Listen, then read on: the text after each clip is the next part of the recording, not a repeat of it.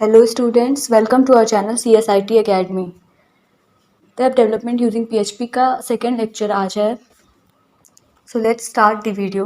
In this video, we will discuss about PHP variables and PHP data types.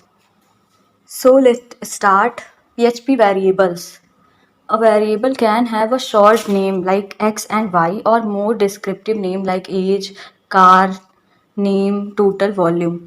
कोई भी variable जो कि value hold कर सकता है, जस्ट लाइक एक्स में हम लोग कोई भी वैल्यू असाइन कर दें या कोई नेमिंग वेरिएबल ले लें, जैसे एज है या नेम ले लिया, तो ये सारे वेरिएबल्स होते हैं.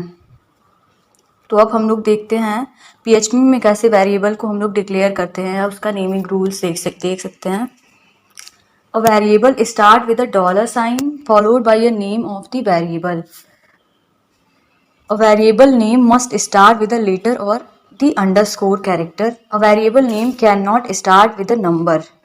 अगर हम लोग कोई भी वेरिएबल डिक्लेयर करना चाहते हैं तो उसे फर्स्टली हम लोग डॉलर सिंबल से स्टार्ट करेंगे एंड देन उसका नेम देंगे.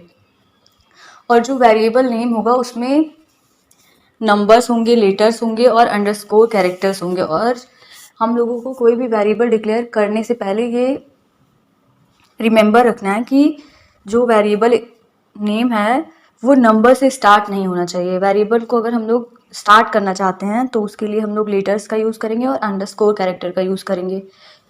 अ variable name can only contain alphanumeric characters and underscore. Variables में केवल नंबर्स आएंगे एंड अल्फ़ाबेट्स आएंगे एंड अंडरस्कोर्स आएंगे. Variable names are case sensitive. जो वेरिएबल नेम होगा वो केस सेंसिटिव होगा, विच मीन्स हम लोगों ने एक वेरिएबल डॉलर एज की जो वेरिएबल को हम लोगों ने स्मॉल लेटर में शो किया and another dollar as variable लिया, तो ये दोनों डिफरेंट वेरिएबल्स होंगे. अब हम लोग जानते हैं आउटपुट वेरिएबल्स क्या होते हैं. The PHP echo statement is often used to output data on the screen. PHP में हम लोग आउटपुट देखने के लिए इको वेरिएबल का यूज़ करते हैं या इको स्टेटमेंट का यूज़ करते हैं. यहाँ पे हम लोग एक एग्जांपल देखेंगे. HTML body, then PHP tag open $txt. $txt name से एक वेरिएबल हम लोगों ने डिक्लेयर किया और उसमें वैल्यू असाइन की डबल कोट्स में w3c schools.com then semicolon.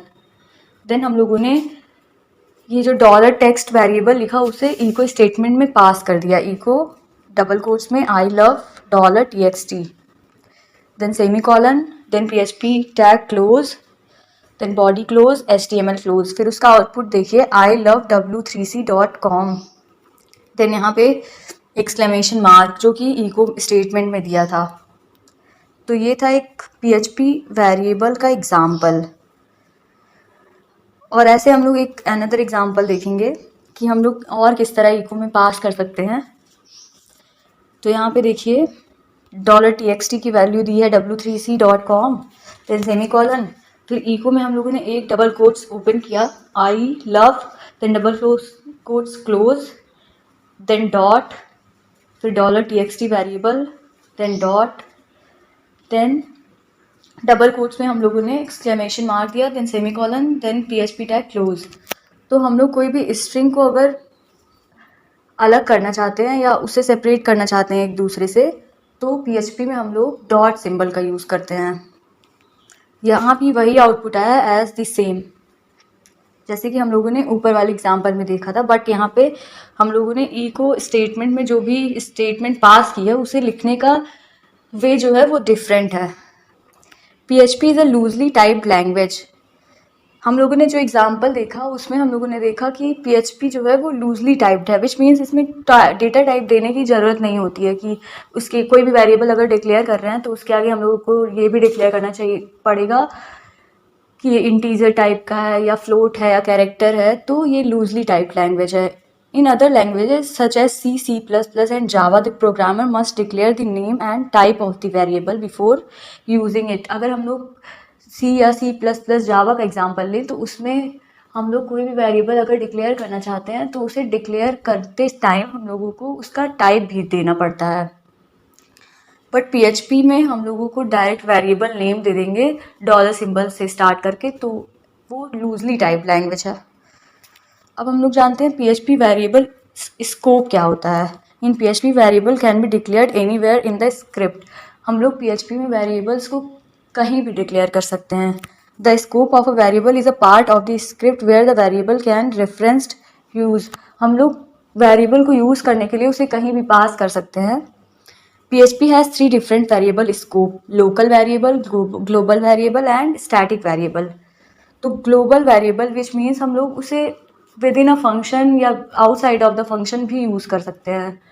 But जो लोकल वेरिएबल स्कोप होता है उसे हम लोग केवल जहाँ पे जिस फंक्शन में या जिस मेथड में हम लोगों ने डिक्लेयर किया है उसे हम लोग वहीं यूज़ कर सकते हैं।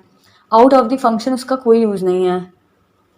एंड स्टैटिक वेरिएबल, हम लोग कभी कभी देखते हैं कि जो लोकल वेरिएबल हैं उनका असाइनमेंट जो हम लोगों ने किया है वो डिस्ट्रॉय हो जाता है, मतलब एक बार यूज़ करने के बाद हम लोग उसे यूज़ नहीं कर सकते हैं, डिलीट हो जाता है वो। तो अगर हम लोग वो वेरिएबल यूज़ करना चाहते हैं, उसे स्टोर रखना चाहते हैं, तो उसके लिए हम लोग स्टैटिक वेरिएबल स्कोप का यूज़ करते हैं। अब हम लोग जानते हैं PHP echo and print statement. In PHP there are 2 basic ways to get output. हम लोग आउटपुट के लिए 2 मेथड्स का यूज़ करते हैं, इको एंड प्रिंट। अब जानते हैं PHP the differences are small. Echo has no return value while print has a return value of 1। अगर इन दोनों में डिफरेंट देखें तो पहले तो इको में कोई भी रिटर्न वैल्यू नहीं होती है एंड प्रिंट फंक्शन में रिटर्न वैल्यू 1 होती है। So it can be used in expressions, इसलिए प्रिंट स्टेटमेंट का यूज़ हम लोग एक्सप्रेशंस में करते हैं। Echo can take multiple parameters while print can take 1 argument. Echo is marginally faster than print. हम लोग इको स्टेटमेंट में मल्टीपल पैरामीटर्स पास कर सकते हैं, बट प्रिंट स्टेटमेंट में हम लोग केवल एक ही आर्गुमेंट देंगे और इको स्टेटमेंट फास्टर होती है प्रिंट स्टेटमेंट के। अब इको स्टेटमेंट का एक एग्जांपल हम लोग